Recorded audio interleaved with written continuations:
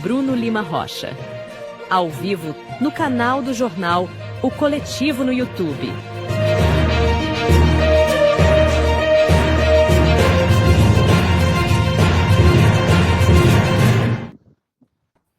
Olá, eu sou o André Lobão e comigo estão Júlia Caldas, Bruno Lima Rocha e Mohamed Ali. Boa noite. Olá, boa noite. No programa de hoje, vamos acompanhar os últimos acontecimentos sobre a guerra de Israel contra o povo palestino e também vamos conversar com Yasser Saleh, professor de Relações Internacionais. Mas antes, vamos ao nosso editorial.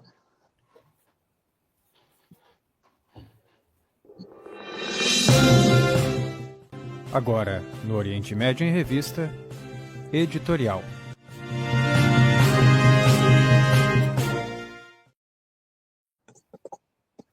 Síria, um país fragmentado. Bashar al-Assad foi deposto. O agora ex-presidente da Síria, chamado de ditador pelo Ocidente, se mandou para a Rússia após uma solução negociada. Bashar não era unanimidade em seu país. Pelo contrário, sua saída foi comemorada por muitos sírios no país e no exterior, inclusive no Brasil. Ele é acusado de perseguição política e assassinato de opositores. Ao longo de 14 anos de guerra na Síria, o Irã, o Hezbollah e a Rússia apoiaram Bashar al-Assad, com apoio político e militar. Do outro lado, uma oposição armada com vários grupos, com destaque para o al-Nusra, que se transformou em Hayat Tahrir al-Sham, conhecido pela forma abreviada de HTS, que acabou de tomar o poder de Assad, tendo Abu Mohammed al-Julani como seu líder. Em janeiro de 2017, al-Julani promoveu uma fusão do HTS com grupos islâmicos rivais no noroeste da Síria, reivindicando assim o controle de áreas da província de Idlib, que haviam saído das mãos do governo. Al-Julani teve apoio da Turquia, país membro da OTAN, dos Estados Unidos, de Israel, dos Emirados do Catar, da Arábia Saudita, da Líbia, da França e Reino Unido, entre outros países. Ele é acusado por vários crimes, como com os estadunidenses oferecendo 10 milhões de dólares por informações que o levem à sua captura. No ano de 2021, segundo um relatório produzido pelas Nações Unidas, foram realizados ataques contra civis na Guerra Civil da Síria, que começou em 2011. Esses ataques foram cometidos, segundo a ONU, tanto pelo governo de Bashar al-Assad, como também pelos grupos opositores, em que se destacavam o Estado Islâmico, milícias curdas e o próprio HTS, grupo denunciado no relatório como sendo apoiado pelos Estados Unidos. Enquanto isso, Israel e seu regime sionista, comandado pelo genocida Netanyahu, que já assassinou mais de 45 mil pessoas na faixa de Gaza, se aproveita da situação e avança sobre a Síria. As forças sionistas realizam ataques em larga escala por toda a Síria, tendo como alvo aeroportos e outras infraestruturas militares estratégicas, inclusive na capital, Damasco. Analistas quebram a cabeça para entender o que acontece na Síria e qual será o futuro do conflito na Palestina. O Oriente Médio é realmente muito complexo e o futuro, como não poderia deixar de ser, é incerto. Comentários? Opa, eu vou pedir, por favor. Ô, Johnny, você coloca aquele camarada que eu botei na foto? Isso, deixa o Yasser, por favor, com a gente já, e já coloca aquele camarada que eu botei na foto em tela, pode ser? Eu te mandei pelo Zap, rapidinho. Sei que não é bom falar de fantasma não, mas eles existem, né? Tem como? Se não der, eu vou chamando aqui a razão, tá? De longe, do Ocidente, esse que vos fala, me recordo que no ano de 2015 houve uma chance real para dar solução, né? Se não ao conflito dentro da Síria, pelo menos a certa unificação de forças que não estavam influenciadas de forma direta ou indireta pelo salafismo. Em 2015, houve uma grande conferência em Moscou, onde, inclusive, se aventou a possibilidade de implantar um regime confederal a partir dos territórios do Kurdistão sírio. Isso foi 2015. No ano seguinte, na verdade, um ano e meio depois, já tinha um quadro completamente diferente. A Turquia já tinha ocupado 2 de 3 cantões de maioria curda no norte. A ameaça do Daesh já estava no passado, do Estado Islâmico, que é o Daesh, na verdade.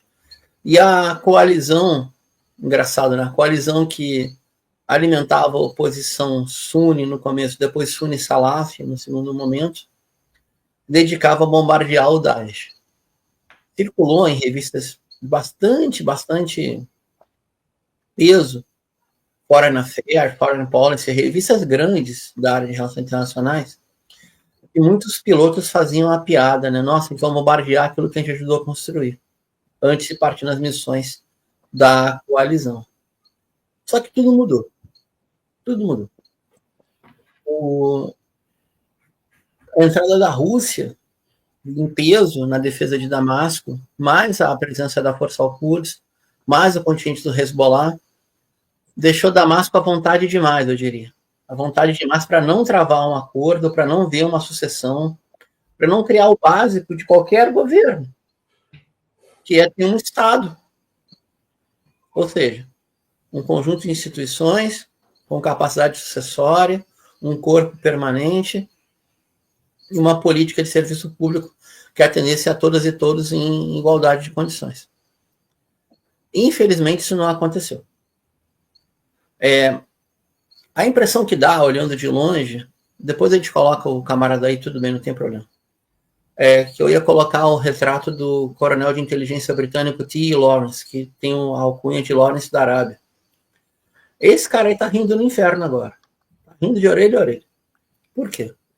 Porque quando, a gente tem que entender isso daí, quando Lawrence da Arábia operava como oficial de inteligência para traçar os limites do acordo Sykes-Picot-Sazonov, não tem mais Sazonov porque teve uma revolução no meio do caminho e o chanceler do Império Russo foi deposto junto com o Império Russo.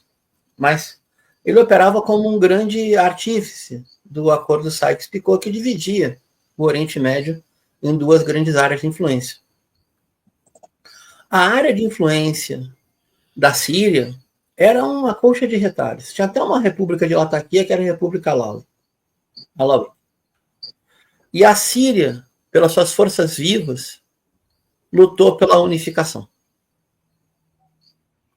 A República da Síria moderna não é a República Árabe de Assad. A Síria moderna, de 28 a 32, teve uma guerra de libertação nacional anticolonial. E ela operou com uma aliança estratégica entre a liderança drusa, alauis, a massa de camponeses Sunni e companhia. Isso hoje parece um século de distância, e tá, né? Quase um século de distância. Mas não tem jeito. A Síria só vai existir se tiver a convivência das minorias cristãs do Oriente, dos alauítas, dos ismaelitas, da maioria Sunni, da sua comunidade drusa e com o serviço público que dê conta de toda a população.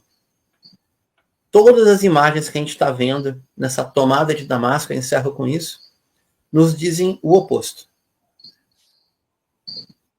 E eu acho à distância, olhando daqui, respeitosamente, aos familiares e refugiados, aos milhões em todo o planeta, que existe uma ilusão na manipulação simbólica da Umma ou Ummah, como se fosse a centralidade de uma governança islâmica sunita, a partir de Ankara, capital da República da Turquia. E eu diria, essa percepção é uma canoa furada. Enfim, daqui do Ocidente é fácil falar de uma guerra civil. Mas nenhum governo cai em 15 dias se não tivesse poder por dentro, se a sua liderança não tivesse saído correndo. É isso. Bem, boa noite, pessoal. Boa noite, Lobão, Júlia, Bruno. Boa noite, professor Saller. Boa noite a todos. Bom, eu gostaria que vocês curtissem, compartilhassem essa live, né? Nos Telegram, no Instagram, WhatsApp e demais, né? Semana passada a gente estava falando, né, e torcendo, pelo menos eu, de minha parte, né, mesmo que houvesse problemas na questão do Bashar, né, bastante tempo no governo, mas eu entendo que tem algumas coisas, né, que são mais importantes hoje, que é a soberania de um povo, a sua soberania, né? E, infelizmente, essa soberania caiu por terra. Ao norte, a gente vê invasores da Turquia, ao sul, invasores de Israel, né? Os curdos não são invasores, mas eles tinham representatividade no governo do Bashar, assim como os drusos e demais forças, né? Os invasores do norte, os turcos, são genocidas dos armênios, os do sul são genocidas dos palestinos. Pobre Síria, uma pizza republicana transformada hoje no açougue. Mercenários cortadores de cabeça, é isso que nós temos no governo sentados. Nem se sabe se ele nasceu na Síria, na Arábia Saudita, por onde ele andou, qual a idade dele, qual o nome real dele. Tem um nome fantasia. E é assim que eles se definem. Muito triste ver, né, uma cidade como Damasco, com história de 5.000 anos, né, assim, nesse formato, a Síria, nossos irmãos sírios, né, que agora, né, estão totalmente inseguros, à mercê do abismo, né? Então, contem, né, com a nossa solidariedade, que a coisa não avance de uma forma terrível como chegou à Líbia, né? Que tenha um pouquinho de sensatez o mundo e não apoie e não dê as costas para a Síria, como deu as costas para a Palestina, ao povo palestino, a esse genocídio que acontece em Gaza, a tomada de terras das Cisjordânias, a barbárie, né, que acontece pelas mãos do carniceiro de Tel Aviv, né, com o aval da OTAN. A OTAN, que é contra a soberania de qualquer povo. E é isso.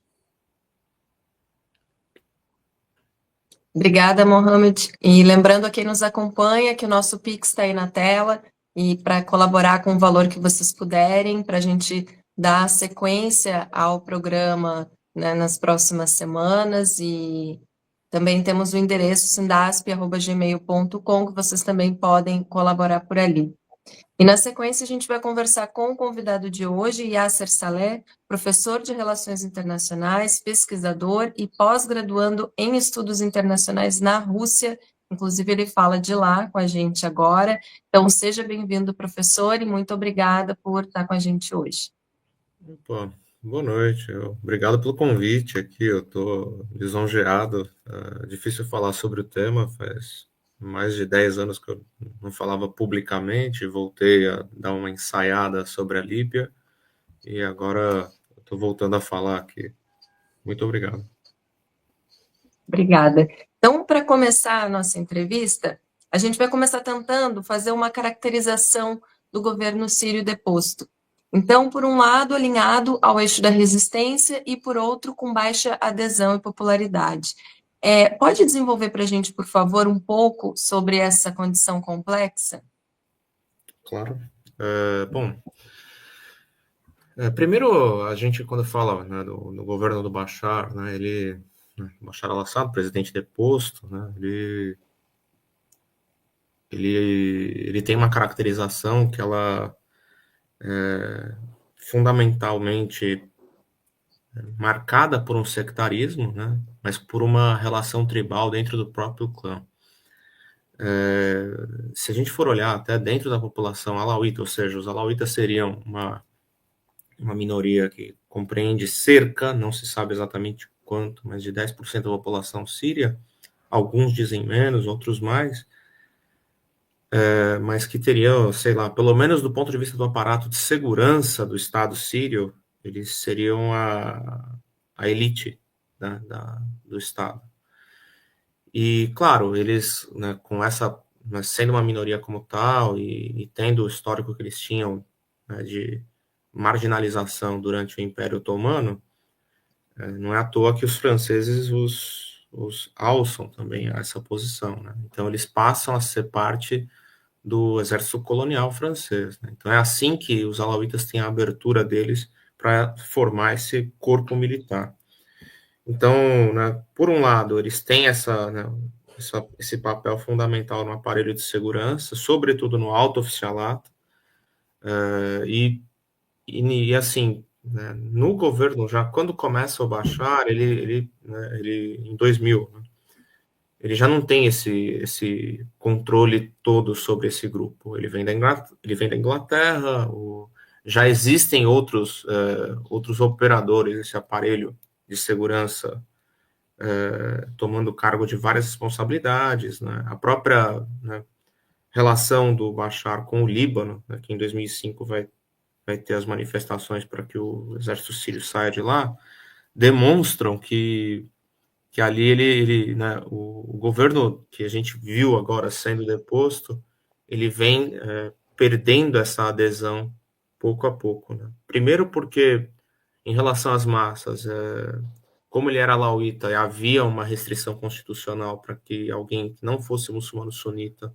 fosse presidente, isso tem a ver com a maravilhosa, né, eu falo aqui com ironia, né, a ideia de que o Líbano fosse um estado governado por, né, uma rotação sectária de presidentes. Então, seria um presidente cristão maronita, um primeiro-ministro sunita, muçulmano sunita, e aí eles iriam fazendo uma espécie de um carrossel, né, de funções. Aquilo foi paralisado em algum momento, então se congelou o cargo, e no caso da Síria é um pouco diferente, né?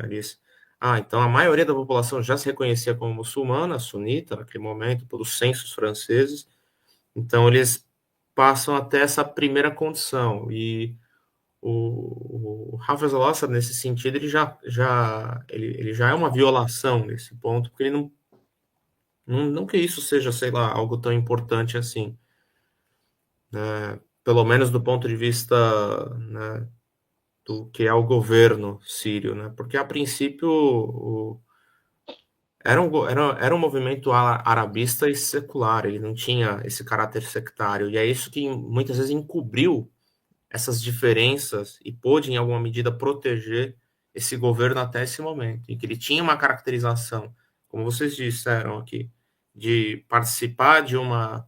Né, a gente pode questionar isso, né, em que medida essa participação foi ou não assertiva, mas que ele pôde participar, né, das lutas pela causa palestina e pela causa anti-imperialista no mundo, né, levantando a bandeira do pan-arabismo, mas que, ao mesmo tempo, né, ele tem várias contradições domésticas, que são essas. E outra contradição, eu acho que é essa que é a nuance também de muitas das visões, né? Primeiro que seria as elites econômicas que se formaram no país depois dos anos 90.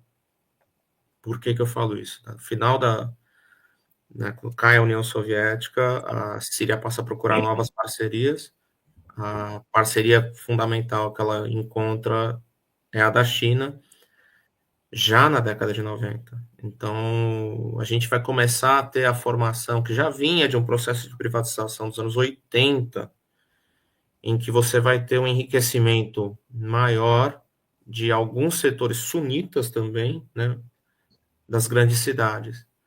E com o crescimento, né, a gente vai falar da economia do mundo todo a partir dos anos 2000, o crescimento econômico, de uma pujança econômica, que a gente no Brasil também viu algo bem parecido com isso, a gente vai ter um crescimento econômico, mas com uma distribuição de renda muito desigual, né? A grande massa de população urbana assalariada, seja ela no setor privado ou no setor público, ela vai ter ganhos desiguais. Então, você vai ter até um membro, por exemplo, do aparelho de segurança, e aí a gente volta a falar daquela clivagem sectária, que seria um alauíta, em sua instância, ele vai começar a se sentir nesse sentido perdido, então ele vai, né, e é muitos relatos sobre isso, né, distorção de pessoas que dependiam de permissões para os seus negócios. Então, vai ser essa segunda ruptura desse governo que cai. Uma parte do empresariado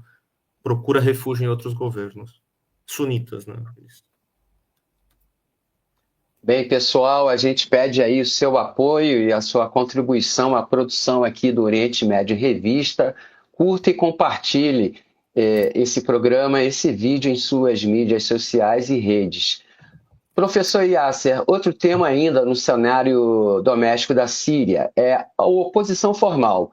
No sentido popular, nos grandes centros urbanos e ultrapassando os pertencimentos étnico-culturais, Bashar al-Assad estava com pouca legitimidade. Isso já sabemos. Mas e a oposição formal? Como é e como são as organizações reconhecidas? Bom, primeiro que, assim, formalmente existem vários partidos, né, existiam, né, vários partidos que eles participavam do parlamento e tal, né? Mas isso claro, é bem questionável. A gente pode dizer que é uma oposição consentida que existe dentro da Síria, né? Isso, assim, é uma coisa bem complicada de se dizer, né? Quando você vê por exemplo, não é que o Baas ele governava sozinho, havia um consórcio, né? Existia também não só o Baas, existe até agora, né? O que seria o Partido da Unificação Comunista, né? Que é do... Meu Deus, agora esqueci o nome do senhor, enfim. E aí existe também né, claro, alguns que são partidos que foram proscritos durante um tempo, como o Partido Nacional Socialista Sírio, né, que é o Calmissuri, mas existe algum debate, existia pelo menos. Eu acho que depois da Guerra Civil, o processo decisório do governo sírio, eu estou falando dentro da própria oposição consentida, ele se deteriorou muito. Até porque, e a gente tem que voltar a ter uma clareza, né? Os partidos, né, eles acabam tendo eles tinham, né, que era um papel de organização social fora do Estado, e porque também havia uma desconfiança de golpes de Estado, a Síria teve essa caracterização, né, uma característica da vida política síria antes do governo do Hafez al-Assad, né, e a gente viu isso no Brasil também, dos militares tomarem o governo dos civis. Então havia essa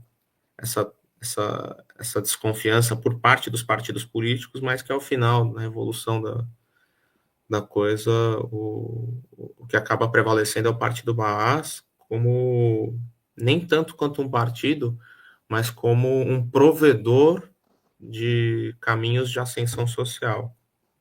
Ideologicamente, o Partido Baas Sírio, ele faz tempo que ele não tem nada a apresentar de novo em debates. Perfeito. Professor, vamos falar do HTS, né? Vitorioso na campanha Relâmpago de Liba-Damasco. Tem como origem a Frente al-Nusra, seu líder há mais de 10 anos, que atende pelo nome de Al-Golani. Diz que pode contemplar a nova Síria sem sectarismo. Você vê isso como algo viável, como algo possível, com essas origens? Bom, viável sempre é. O país ele existe, a população existe, não é um problema sectário que as pessoas nasçam odiando umas às outras, né? E outra coisa, a gente aqui tem que lembrar de algumas coisas que, sei lá, a gente está voltando a ver, né? De todo mundo muçulmano, né, todas as terras do Islã no mundo, que a gente conhece, A que tem maior diversidade religiosa e maior respeito nesse sentido é onde estão os povos árabes. Isso é inegável. Outra coisa, e aí em relação aos nossos desagradáveis ocupantes da Palestina, né, que tentam ludibriar as pessoas dizendo que, sei lá, né, os cristãos deveriam defender Israel por conta da defesa de uma civilização judaico-cristã. Nenhuma civilização no mundo é mais judaica do que a muçulmana. E uma coisa que a gente deve ter bem claro para nós é que se fosse realmente um povo incapaz de conviver, o Líbano não teria 17 religiões, os sírios não teriam um monte de outras religiões, claro. E aqui a gente volta a dizer, não quer dizer que não vá ter crise. Agora, uma coisa é a seguinte, eu observo essa chegada do poder do Al-Julani com muita desconfiança também. Não é uma coisa fácil, né? No fundo, o que a gente poderia, né? E aí eu falo de setores que eu não sei se eu estou falando para um público específico ou não, mas no geral a gente fala para um público que, né, principalmente no Brasil, em que não há um questionamento dos fundamentos modernos da política, né? A gente fala de Estado laico. Por mais que exista agora uma onda conservadora, mesmo as proposições deles, perto do que se discute, por exemplo, que esse movimento possa fazer na Síria, ele ainda está atrás disso, né? Ideologicamente, a proposição de um Estado Islâmico, nesse sentido, não do movimento que existe ainda na Síria, digo, da formação de um governo muçulmano, né? Isso veja, bem mais avançado no debate, porque a questão é a luta anti-imperial passou também pela formação e pela sobrevivência do califado. Isso é uma questão permanente na consciência dos muçulmanos do mundo todo. Você não pode achar... acho que é a primeira geração que nasceu sem ter um califa. Ou pelo menos, deixa eu corrigir. Nasceu sem ter uma liderança em nível mundial para todos os muçulmanos. Perfeito. Do ponto de vista militar e do ponto de vista religioso. Quanto às transformações do Hayat Tahrir al-Sham, é claro que a gente sempre pode desconfiar de qualquer promessa, mudança e coisas assim. Afinal, são seres políticos e a política tem suas circunstâncias próprias. Mas, vamos lá. Eu acho que também não seria nenhum absurdo esperar que houvesse violência contra muitos dos agentes do serviço de segurança. Isso vai acontecer. Isso está acontecendo. E assim, se não acontecesse com a queda desse governo, do Bashar, com a manutenção do governo, essa violência estava acontecendo, como a gente viu. E aqui vem uma coisa que é importante. Do ponto de vista da liberdade política e da atuação da oposição, o governo do Bashar não é quase nada diferente dos outros governos árabes. Não há. O Egito, por exemplo, eu não sei em que medida é possível ter uma oposição lá. Agora, tem uma outra questão que é mais complicada no caso sírio. Como o Bruno falou, né, há 100 anos atrás, os 4 ou 5 estados que os franceses delineavam, né, um deles se unificou, né, e é a Síria contemporânea, ou pelo menos ela seria essa. E ela já nasce de uma diversidade lida em território, né? Você vê lá, ó, aqui tem uma maioria drusa, aqui tem uma maioria sunita. E assim, a maioria sunita também da Síria é muito questionável. Uma coisa é você ter uma maioria sunita em Damasco ou Alepo, e outra coisa é você ir para o interior do país, né, ir para o Eufrates e ver uma outra população com uma relação muito mais tribal, naquele momento, Hoje mudou um pouco, quer dizer, tinha mudado muito depois da guerra, há um recrudescimento das relações tribais, né? Elas voltam a ter mais importância. E aí, assim, no caso das discussões, né, não é só o Hayat Tahrir al-Sham, são vários grupos. Né?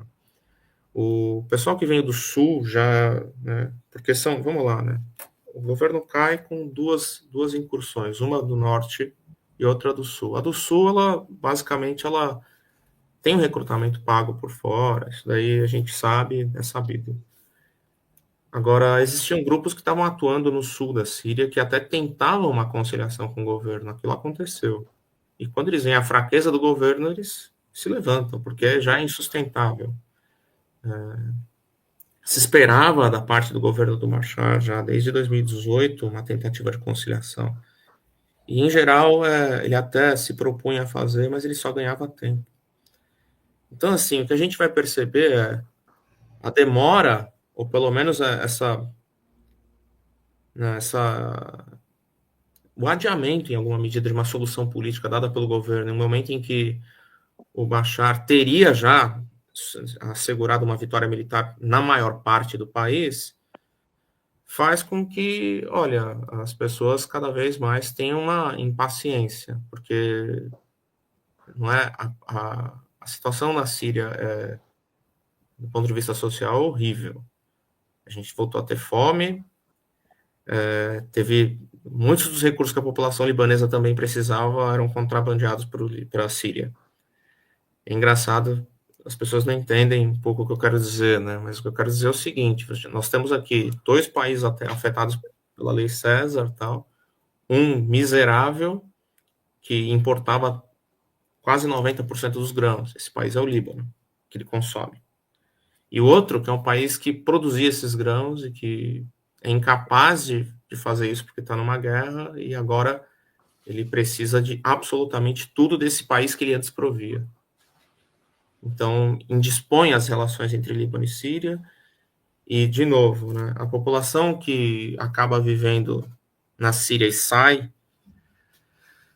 e vai para o Líbano, por exemplo, um lugar muito mais sectário até, porque o Líbano passou por uma guerra civil anterior à da Síria. E essa população, ela sofre com isso e aprende um pouco disso. Né? Muitos desses sírios que foram para o Líbano se chocam, muitas vezes, com o tratamento que eles tiveram. De espancamento na rua, de ir para uma área que eles são mal vistos, seja lá por quem. E aquilo desperta uma consciência de novo.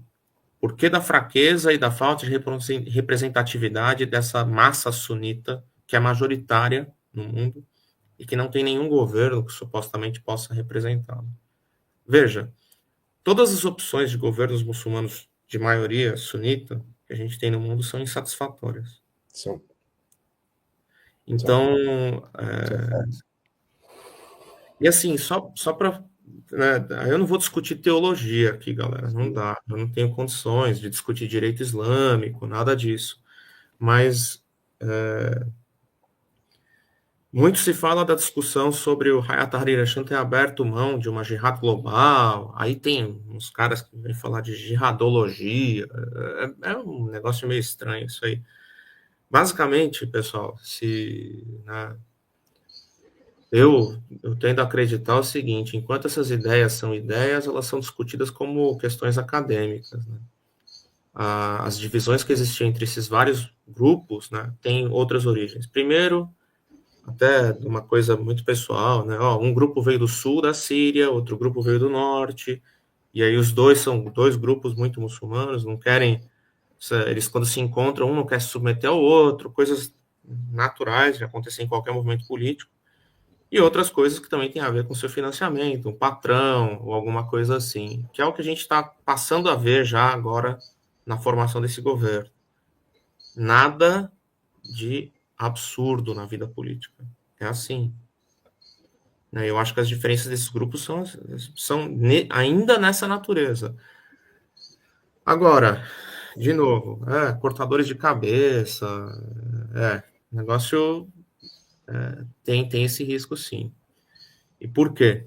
Né? Porque, de novo, a luta na Síria também foi muito encarniçada.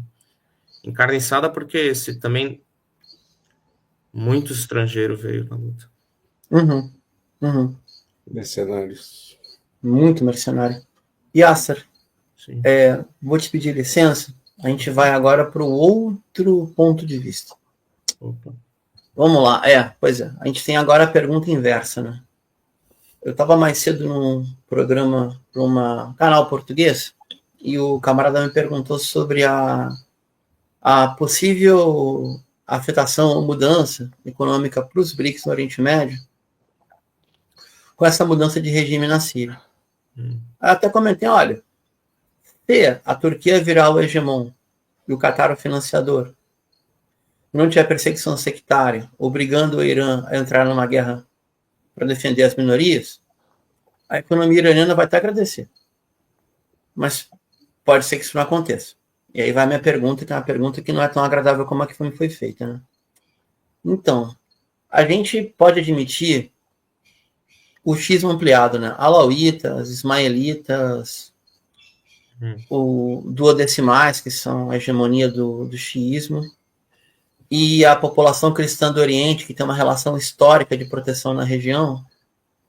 É possível imaginar que elas fiquem abandonadas caso haja perseguição sectária? Ou seja, qual é o limite? É pura especulação, tá? Eu quero mais aproveitar o teu conhecimento. Para o Irã entrar numa guerra. Vou me explicar e te devolvo a palavra, se ficar bem à vontade. Até saiu o acordo da reunião em Doha, eu nunca vi isso na minha vida. O Irã anunciou não que ia mandar só voluntário iraquiano, não que ia mandar força ao curso. O Irã anunciou que ia mandar suas forças regulares. Para quem não sabe, é o segundo nível. O primeiro nível é a Guarda Revolucionária, o segundo nível são as forças de defesa territoriais, são as forças armadas iranianas, que são duas forças semelhantes. Ou seja, eles chegaram a anunciar que ia mandar as forças regulares para a Síria. Caso tenha uma perseguição sectária, qual é o limite para o Irã entrar numa guerra de novo? Para defender a sua população? Bom, vamos lá, né? Assim, eu não...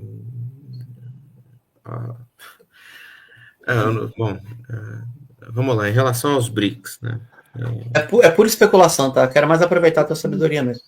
Não, é que é engraçado, porque assim, a gente, hoje, né, a grande questão do Irã na época do Saddam, com o Shah, era o nacionalismo, né? Então você tinha o nacionalismo persa e o nacionalismo árabe, e aí tinha, né, aquelas teorias de que os persas são, né, muito mais desenvolvidos que os árabes, e que eles manipulam os árabes, e coisas assim.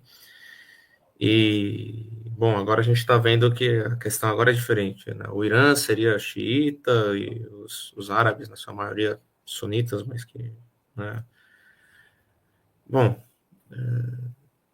em relação aos BRICS, né? De novo, né? O BRICS, né, como um grupo, ele ainda é um grupo que trata de questões econômicas. Né? A gente até pode ver aqui da parte da Rússia, por exemplo, um grande esforço em ampliar a agenda e as responsabilidades dos BRICS, mas ele é para as questões de desenvolvimento econômico. E assim, tem algumas coisas que, por exemplo, a gente vai ter que, né, ver com muito mais cuidado. Né? A Turquia, ela entra, né, e ela entra contra o Irã, na Síria. Agora, a gente pode até interpretar assim, mas os curdos que estão na Síria são apoiados pelos americanos e pelos israelenses. E a Turquia, nesse sentido, vai ter que se indispor. Ela é parte da OTAN, não é que eles morram de amores também uns pelos outros, e em alguma medida isso é a verdade. A gente pode até achar que é um pouco de cinismo, até né? Mas a verdade é, os turcos chamaram os sírios para negociar várias vezes.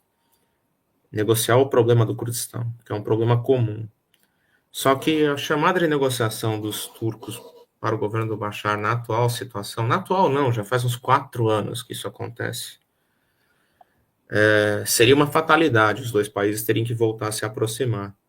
Mas a questão é, o exército sírio já enfrentava a falta de pessoal há muito tempo. E apesar dele ter até equipamento de sobra, ou tinha, né? Ele, quando dependia de grandes operações, né, ele contava com os curdos, muitas vezes. Por exemplo, nos momentos em que a Turquia realmente se organizar, ou se organizou para fazer uma incursão maior, a tropa de choque que para e que obstaculiza essas grandes operações turcas, né, foram os curdos. Então, nesse momento, até, de novo, a gente volta a falar, né, uma das bandeiras que seria do governo sírio, do anti-imperialismo, quando você colabora com o Kurdistão sionista, cai. Porque ele para de trabalhar com a ideia de que, não, eu quero combater a Turquia.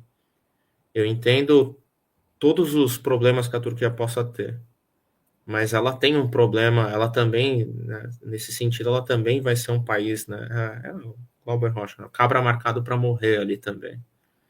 Né? Então, não adianta a gente achar que né, a Turquia está muito confortável na sua situação, ela não está.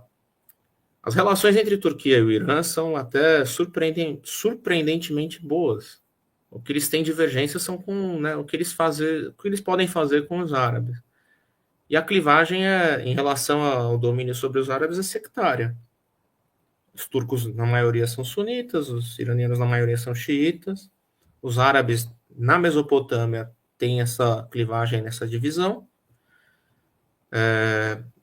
E eles disputam isso. Parece um pouco o sistema internacional europeu quando ele se descobre o Novo Mundo. Se estabiliza as relações entre os estados metropolitanos europeus, ou seja, as guerras deixam de ser na Europa e passam a ser guerras nas colônias. Desculpa, eu tô perdendo um pouco o... Não, fica tranquilo, Não, tá tá muito bem, bom. tá bem. Tá muito bom. Eu só vou te pedir um pouquinho só de paciência, a gente vai para o intervalo e já volta, tá bem? Vamos botar intervalo? Oriente Médio em Revista. Um panorama do noticiário sobre o que acontece nos países da região. Apresentação de Júlia Caldas e André Lobão. Comentários de Bruno Lima Rocha. Ao vivo no canal do jornal O Coletivo no YouTube.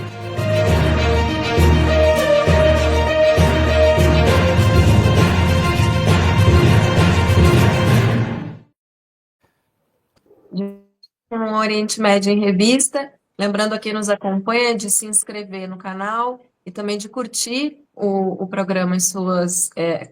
deixar o like aqui no vídeo e curtir o link nas redes sociais, nos canais que nos retransmitem. E quem puder contribuir com o Pix, né, aparece aí na tela o QR Code ou pelo sindasp@gmail.com, qualquer valor é bem-vindo para a gente dar continuidade ao programa. E a gente vai agora para mais uma rodada de perguntas, né, para o nosso convidado de hoje, Yasser Saleh, que é professor de Relações Internacionais e pesquisador e fala com a gente direto da Rússia. Professor, a gente vai entrar agora no tema de fundo, que é o Estado sionista parece estar se aproveitando da situação dessa troca de regime na Síria. Então, são noticiados avanços por terra, também constantes bombardeios. Então, né, como que o senhor vê isso? Será que vai se estabelecer uma zona tampão ampliada nesse território? Bom, vamos lá. Primeiro que aí a gente começa a entrar numa guerra de informações, né? Eu até tentei procurar a confirmação de gente que estivesse no campo sobre essa ocupação israelense, né, do Monte Hermon, lá, que eles fizeram uma incursão. Basicamente, o que eles estão tentando fazer é dar a volta sobre o Anti-Líbano, né, que é uma cadeia de montanhas. Então, eles vão, ao invés de entrar entre o Vale do Bekaa, né, no meio entre o Monte Líbano e o Anti-Líbano, eles vão passar entre o anti-Líbano e a planície, né, o deserto. Assim, é difícil dizer se eles vão conseguir sucesso. É óbvio que aí é o aspecto negativo de uma mudança, né, de governo, assim. Porque basicamente a gente olha e fala, bom, o governo sírio, ele sumiu, né, os sistemas de defesa, assim, nesse sentido das dimensões do conflito, né. Uma coisa é você ter um soldado no terreno, outra coisa é você começar a tratar de guerra aérea e tal. Então, sim, os israelenses estão aproveitando o momento perfeito para eles, né. Eu só não consigo ver, assim, uma capacidade de resposta dos sírios agora, porque não há um terreno onde eles estão fazendo a operação, e os israelenses são muito hábeis nisso. Você depende de sistemas um pouco mais avançados de defesa, que os sírios, na atual circunstância, nenhum dos movimentos tem. Né? Nem o governo sírio, basicamente, tinha tantos quando funcionava, e aqueles que tinha dependiam um pouco da Rússia para poder operar. Então, é difícil. Agora, o Irã, né, ele perdeu muito nisso, né, o Irã, ele não tem, eu acho que o Irã não, ele teve até voltando à pergunta do Bruno, né, o Irã não, ele teve a oportunidade de decidir isso e ele não fez. Né, e já não vem fazendo há um tempo. Né, depois da mudança de governo, que morre o presidente numa situação muito mal contada, de um helicóptero que cai, é só o helicóptero dele, e o pessoal parecia que, sei lá, era uma neblina, que, nossa, era impossível, não sei, muito estranho, depois de visitar um grande aliado de Israel, né, no Azerbaijão. Né? Então, assim, os iranianos, eles vêm recuando dessa política. Eles, não só porque a crise econômica no Irã é muito forte, mas também porque eles percebem que, assim, a ideia do Irã, nesse sentido, a gente mantém uma intransigência de combate e uma intensidade baixa do conflito numa área expandida territorial, fora do Irã. Mas quando o prejuízo do conflito chega ao Irã, a impressão que eu tenho é que ele recua, e recua muito rápido.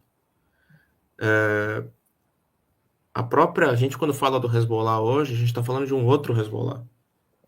Né? Então, uma outra coisa. Né? É um outro, tudo bem, o soldado lá lutando, tal, é uma coisa.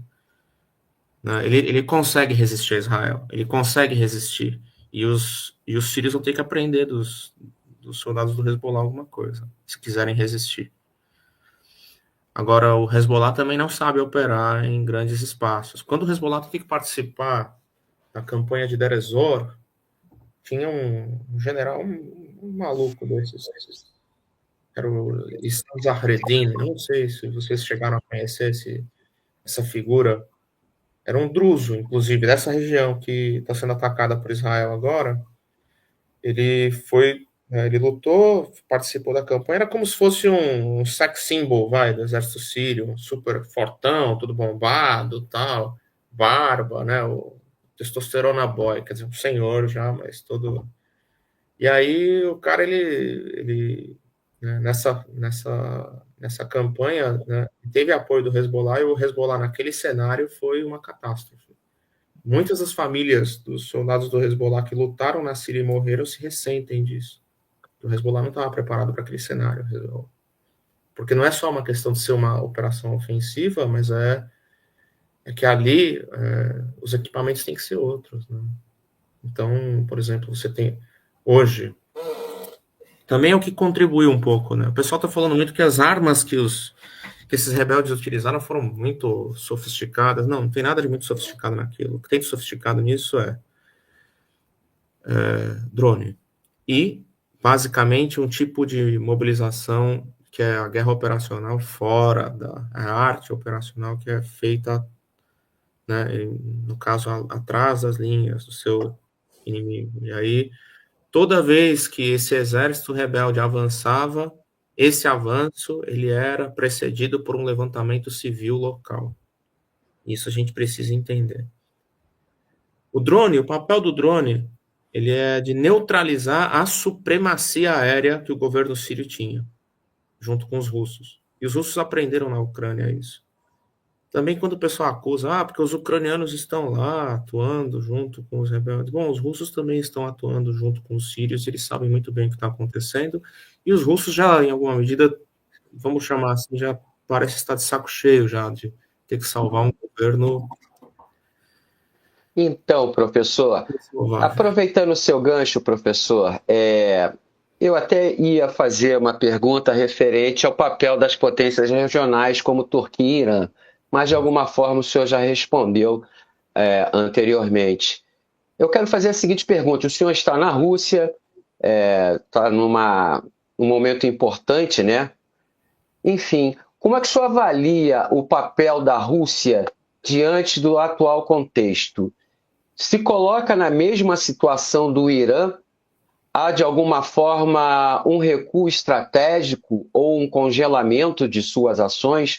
E como fazer essa relação que está acontecendo na Síria com o que ocorre na Ucrânia? Tem relação? Não, relação tem. Inclusive, relação tem muita.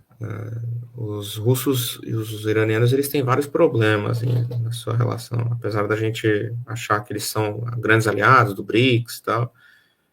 A coisa é bem, assim, bem nebulosa. Mas tem uma questão, que é a seguinte: os russos, eles queriam a transição do governo sem o Bashar.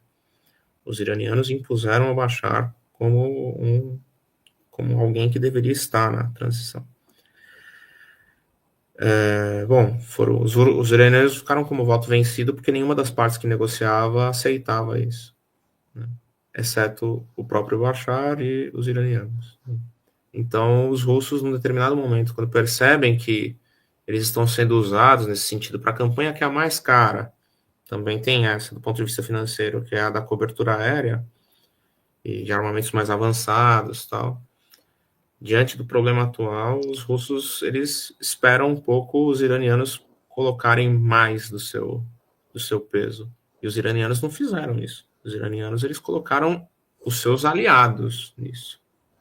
Eles colocaram os iraquianos, os iemenitas, os afegãos, os paquistaneses e os libaneses. Professor, Desculpa, só para completar, eu esqueci também de falar de uma outra questão.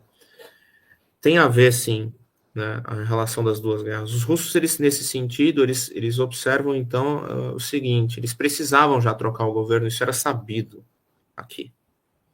A questão é, eles não tinham uma forma, uma maneira. E aí há um consenso entre eles e os turcos, que é velado, tal, mas que já se sabe. E é engraçado porque aqui, por exemplo, o próprio corpo diplomático que está aqui em Moscou, teve uma entrevista recente do atual embaixador, que era o embaixador, ele meio que fala, foi vergonhosa a saída do governo do Bashar. Porque já se sabia que ele precisava ser retirado, ele tinha que negociar uma saída, e ali há uma intransigência que é insustentável, né? É insustentável aquilo. E os russos resolveram ali nesse momento falar, bom, sustente-se então diante dessa ofensiva. E o exército deles simplesmente não é um exército funcional. Não como não foi. Desculpa, Muhammad. Imagina, desculpa eu interromper. Bom, o Irã ele atacou diretamente Israel, do meu ponto de vista, ele se expôs por 2 vezes, né? Inclusive sofrendo ameaças, né, de ataques diretos, inclusive com os Estados Unidos de Trump, né? O eixo da resistência, agora, como é, dentro da tua opinião, né, o corredor ele já não existe mais, creio eu, né? Então, o eixo da resistência, né, ele pifou? Como é que ele está? Qual a tua ideia para o futuro do eixo da resistência?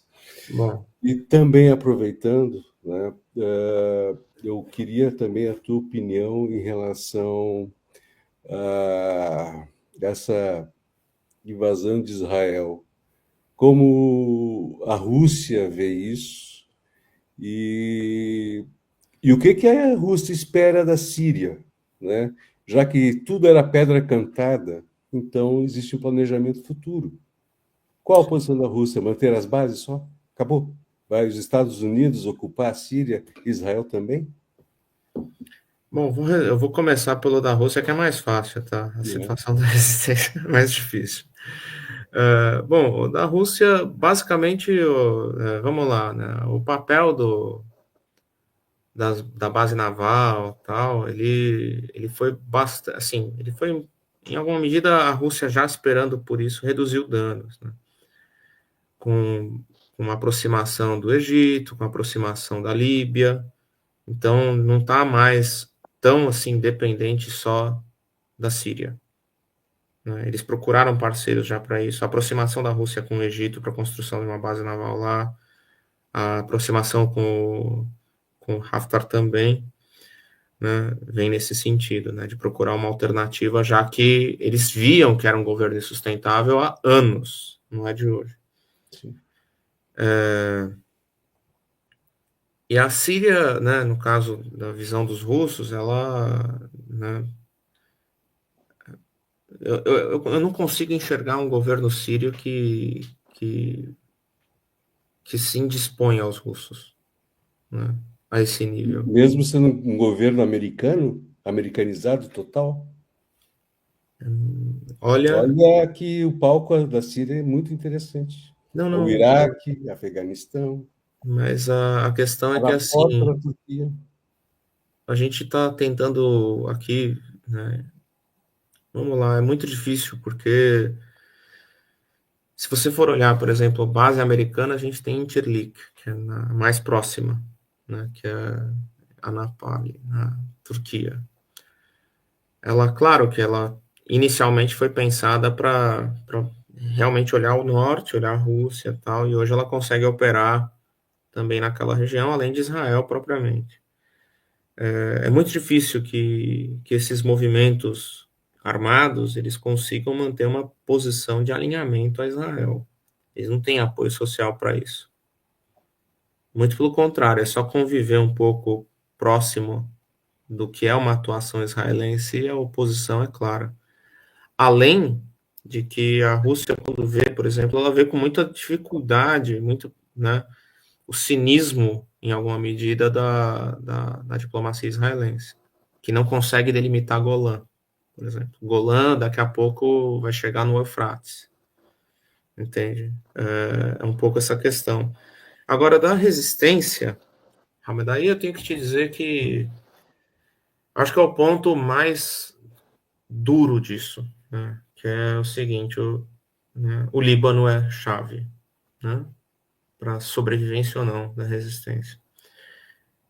E quem é a resistência no Líbano, nesse sentido, né, do que você estava dizendo do corredor, ou pelo menos quem tem a organização que é capaz de sustentar uma luta contra Israel e impedir Israel de avançar, é o Hezbollah, certo?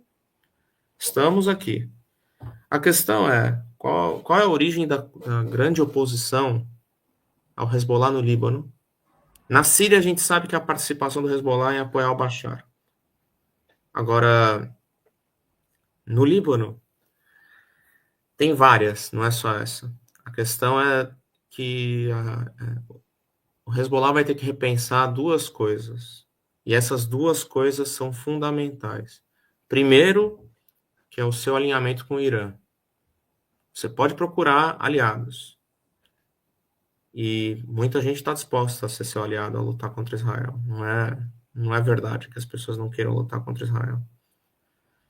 É só cada um tem a sua hora. Agora a hora é a do Líbano, da Síria, mas já foi a da Palestina. A Jordânia agora está tranquila, mas logo mais ela também vai sofrer. Então não é assim, não é uma questão de vontade e tal, mas o Hezbollah vai ter que passar a repensar a sua relação com o Irã, até de uma relação de comando e obediência com o Irã. E a segunda coisa, que eu acho que é até mais difícil, que é o Hezbollah repensar a sua relação com o Harakat Amal, que é o movimento xiita no sul do Líbano. Porque, vamos lá, pessoal, manifestações, por exemplo, cívicas, que não é revolução colorida, não é nada disso, é, por exemplo, trabalhadores de uma determinada categoria que, vivendo uma crise econômica no Líbano, eles vão lá se manifestar e, de repente, um grupo de caras chega lá e os espanca. Esses caras vêm com bandeiras e material do Hezbollah. Mas eles são do Hamas. Isso é sabido. Se o Hezbollah não entender que as armas que ele tem são dissuasórias na relação dele com os outros grupos libaneses fora da população xiita, ele não vai ter o apoio que ele precisa para se sustentar. E agora, mais do que nunca, né, o Líbano precisa da Síria para sobreviver. Mais do que nunca.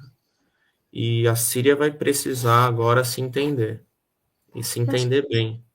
Yasser, desculpa, eu não ia fazer a última pergunta, não, mas é só um complemento. Duas perguntas, na verdade, eu juro que eu me calo, senão a gente vai sair daqui hoje.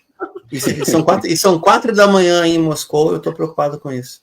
Relaxa, cara, eu tô preparado, cara. Não, beleza. Seguinte, a aliança Hezbollah-Amal também era aliança Teherã-Damasco.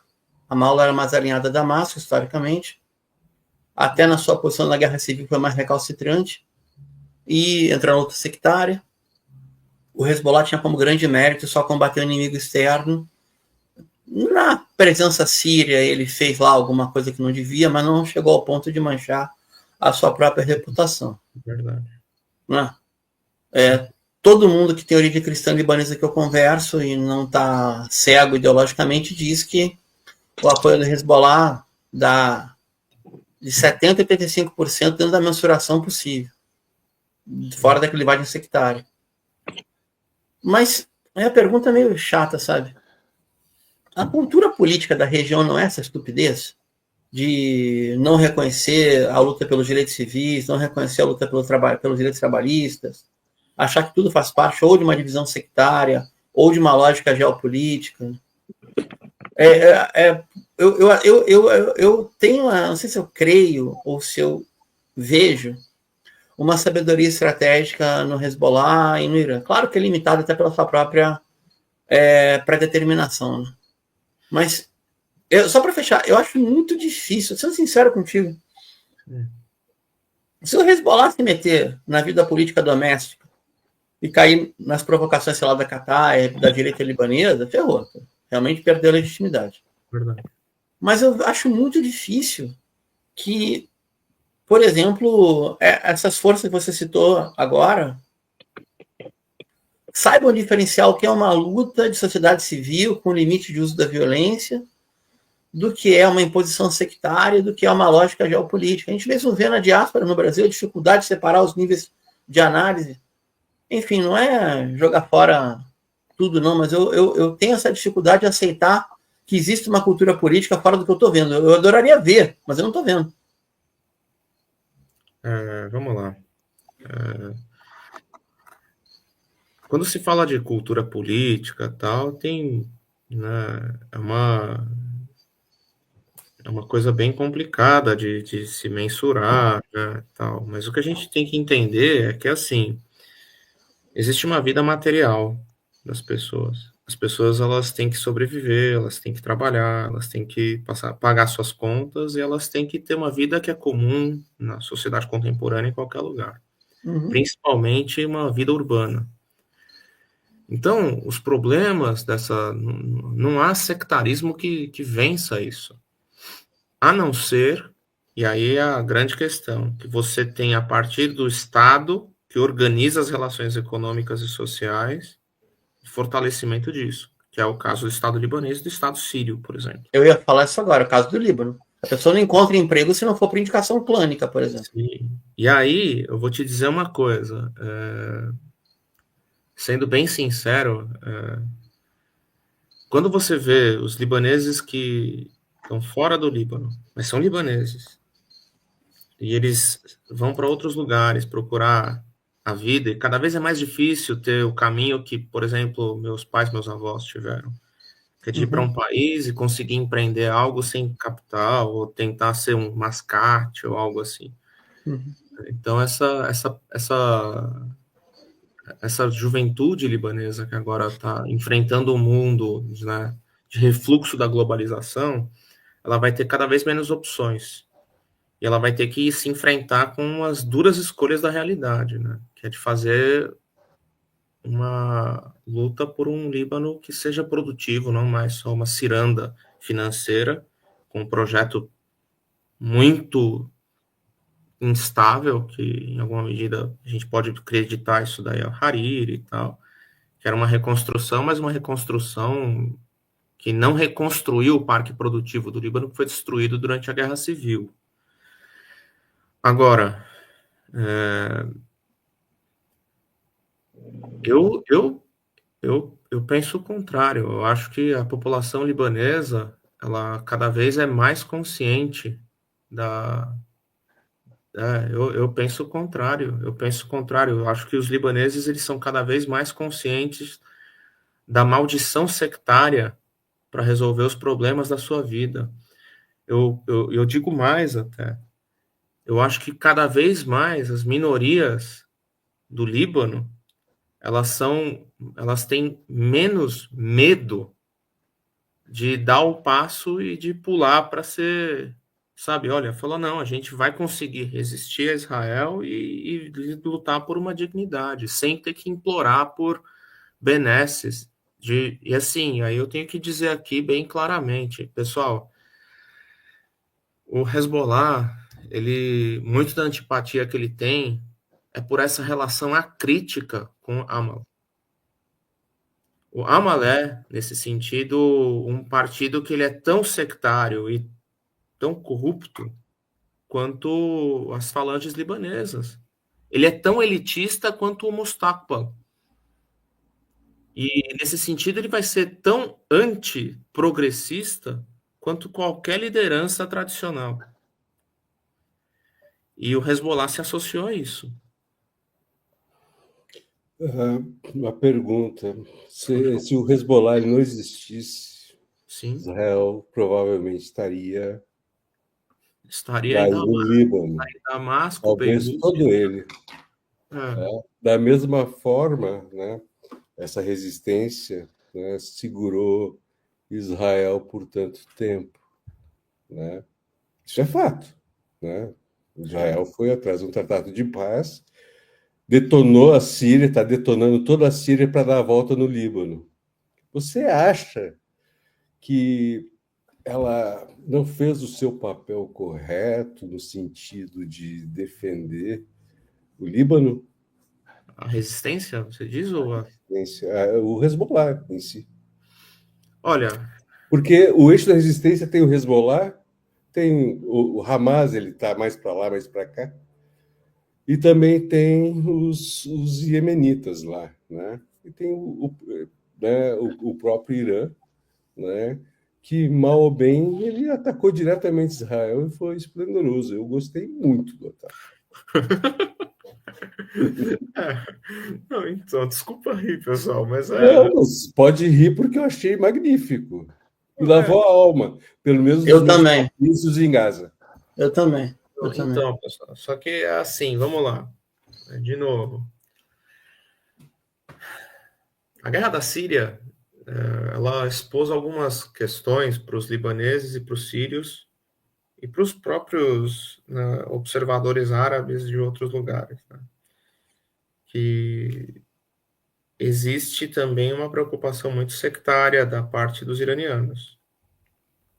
Isso é denunciado até pelo Saddam. Olha quem eu estou falando, né? Tudo bem. Porque o Sistani, na época, eu não era nem nascido, né? Mas, vamos lá, né? Existe essa preocupação sectária por parte dos iranianos de, em alguma medida, retomar as áreas centrais do Iraque. E agora, por exemplo, a preocupação imensa dos iranianos com o mausoléu de Zainab, né? Então, e em Damasco, né? Então, a gente vai passar a ver que, por exemplo, os outros grupos que participam da resistência, ou que poderiam ser aliados da resistência, eles vão passar a entender isso como, não, peraí, a prioridade dos caras não é a resistência. A prioridade do cara é esse projeto primeiro. A resistência é um pretexto. E isso é assustador. A resistência tem que lidar com esse argumento. Ela não lida, não adianta falar só que não é e negar, abominar o problema. Porque a guerra sectária da Síria, e antes disso, a transformação demográfica do Iraque, que foi bem mais radical, assusta quem vê. Bagdá é uma cidade totalmente diferente do que foi antes. Existem bairros, por exemplo, que eles desapareceram. Populações que saíram do Iraque, foram para a Síria, os refugiados iraquianos. Isso é uma coisa importante para despertar também a gente falava num bairro sírio que tem puxa, eu esqueci o nome agora, o bairro Al-Sur, ele teve uma grande participação do Daesh, lá do Estado Islâmico e tal, que, né, tem alguma correlação entre a participação, né, a vinda de refugiados iraquianos, que eles viram o que eram umas milícias iranianas no governo do Malik, eles chegam no Irã, na Síria e explicam essa experiência. A caçada, por exemplo, aos que eram simpáticos ou que participavam do Baath, do Saddam, por exemplo, houve isso. A morte do Saddam mesmo, né, por mais que se coloque na conta dos americanos, há no mínimo um orquestramento ali da morte dele com os iranianos. O próprio Soleimani, isso é uma coisa sectária bem complicada, para falar do Hayat Tahrir al-Sham. Se você for conversar com ativistas desses grupos, o que eles entendem como evolução política é isso. Eles vão falar, o Soleimani lutou no Afeganistão. Eu encontrei afegãos aqui. O Soleimani lutou no Iraque. Eu encontrei iraquianos aqui, xiitas. E a conversa é um pouco diferente do que a gente fala. Então, só para concluir um pouquinho, rapidinho. Sim. Agora vai, hein? Tá? Temos que fechar, tá? Nós falamos como é uma questão política, a Síria hoje é uma questão política por estrangeiros cortadores de cabeça, mas quando é o Irã não é uma questão política, né? Desculpa, mas eu preciso entender essa questão. Esses que entraram lá, estão formando governo, estão agora falando de política, e te deixa tranquilo. Não, então... São democratas. Calma, eu não tô... Democratas, né? Agora é democracia, né? Enquanto o Irã...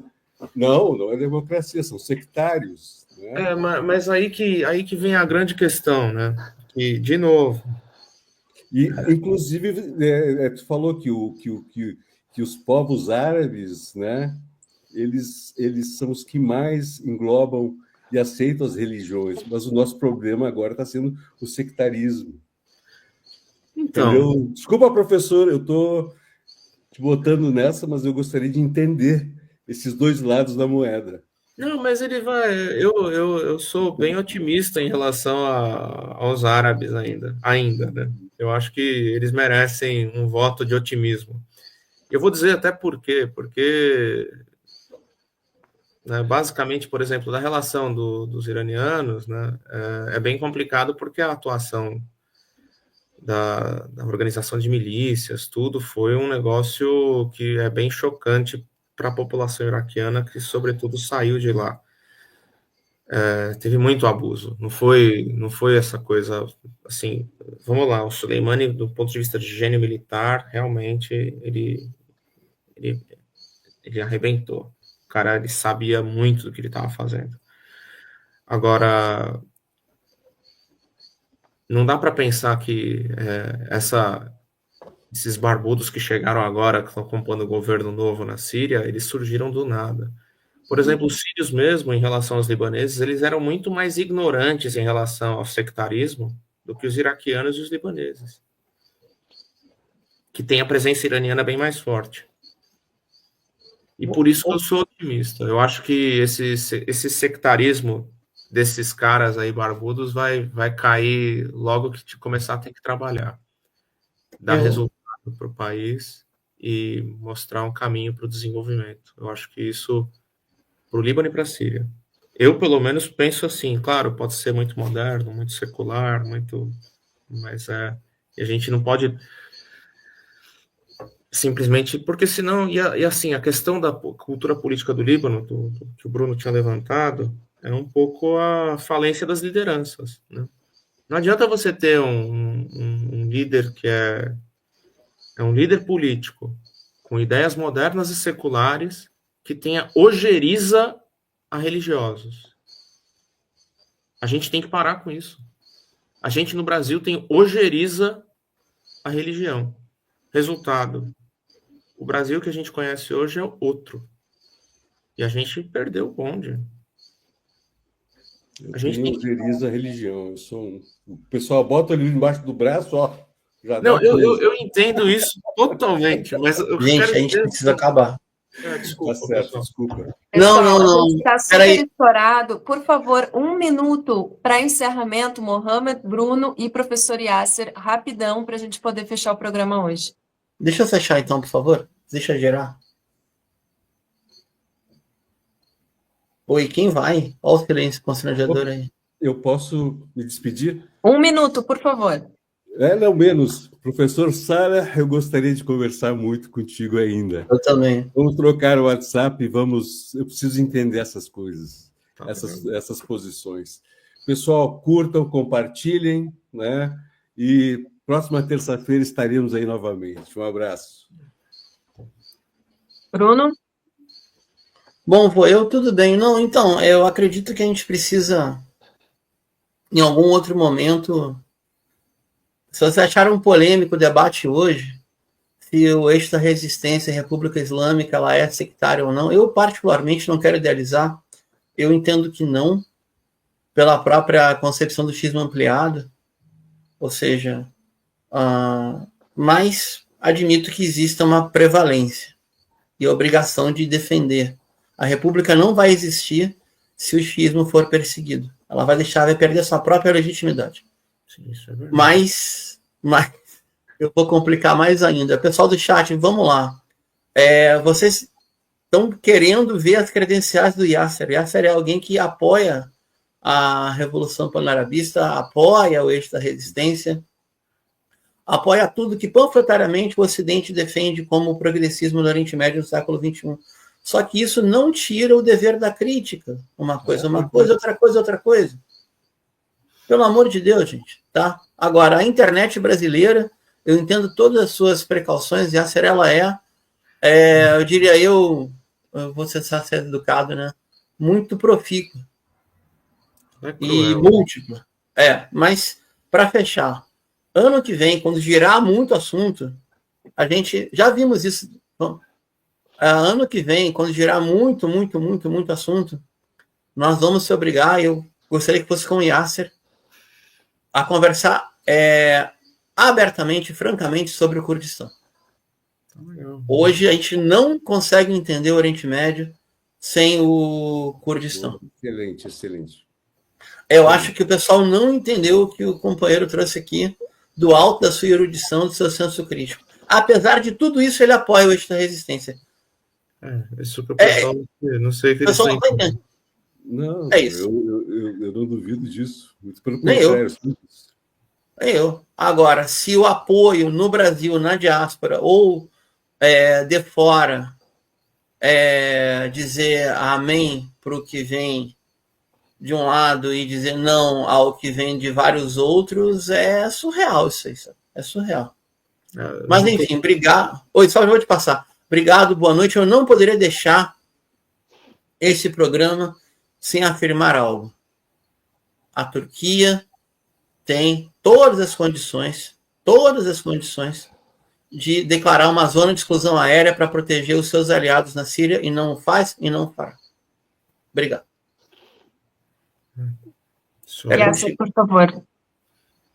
Eu não tenho acesso assim, aqui eu só consigo abrir o YouTube com o VPN. E eu sou meio jurássico aqui com as coisas de computação, vocês devem ter percebido nos bastidores, né? Então eu não tenho como ver o que o pessoal tá falando, assim, e tal, mas eu fico, assim, eu fiz um esforço pessoal da minha vida mesmo, e foi bem complicado de lidar até com a minha família, com as pessoas que convivem comigo, tal, porque eu tive que superar um pouco isso, né? Essa coisa do sectarismo e de um apoio, né? Eu apoio, não é que meu apoio aos palestinos é incondicional. A minha questão com a defesa do eixo da resistência, nesse sentido da luta contra Israel também. Agora, eu não posso, né, achar que as pessoas que estão ali não têm ambições políticas que podem ser contestáveis, né? É perfeito. Não se deve dourar a pílula, né? É isso aí. É muito complexo, é um jogo muito complexo. Política é uma complexidade tamanha, ainda mais no Oriente Médio. Enfim, existem questões de vaidades, interesses. Geopolítica é isso, não tem jeito. É isso. Muito obrigada, professor, pela participação. Obrigado, Yasser. Obrigado mesmo. Genial. Obrigado. É isso, gente. Essa edição do programa hoje fica por aqui. Esperamos vocês na próxima semana, aqui nos canais onde vocês nos acompanham. E esse programa conta com a produção técnica e jornalística de Alan Camargo, André Lobão, Bruno Lima Rocha, Christopher Dalalana, Juan Carvalho, Júlia Caldas, e contamos também com o Mohamed Ali, do Comitê pela Paz na Palestina contra o Apartheid e o Genocídio. Aproveitamos para convidar você que nos assiste a curtir e compartilhar nosso programa em suas redes sociais e também deixar o seu like aqui no vídeo desta transmissão. E a quem quiser colaborar com o programa, o nosso Pix está aí na tela através do QR Code. Dá uma força aí para gente. É importante dizer que o Oriente Médio Revista é transmitido de forma simultânea nos seguintes canais: Oriente Médio Revista, O Coletivo, A Voz Trabalhadora, GGN, Canal da Geopolítica, e Brasil de Fato, Rio Grande do Sul, e aos sábados no canal da revista Fórum. O Oriente Médio Revista é uma realização do Instituto de Cultura, Comunicação e Educação Popular, o ICEP. Até a próxima, um abraço.